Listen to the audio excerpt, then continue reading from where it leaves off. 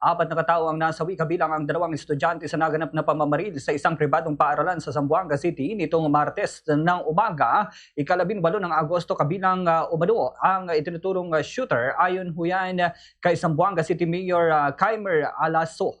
Kabilang sa mga nasawi ang dalawang security guard at dalawang high school student habang siyam na estudyante pa ang iniulat na malubhang nasugatan. Batay sa paunang impormasyon, nakapasok umano sa Ateneo de Zamboanga University ang suspect na may dalang high-powered firearms at 45 caliber pistol.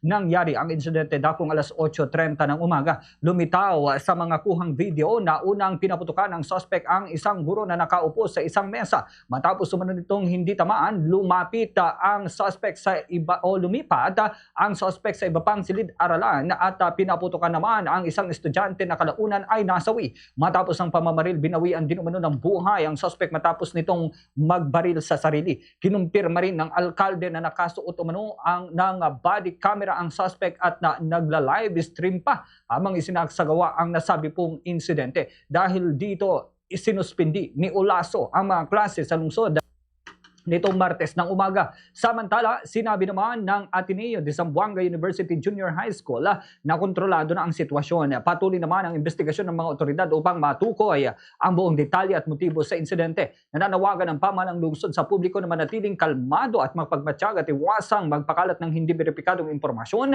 larawan o video na maaring magdulot ng dagdag na pangamba o makaapekto sa isinasagawang investigasyon.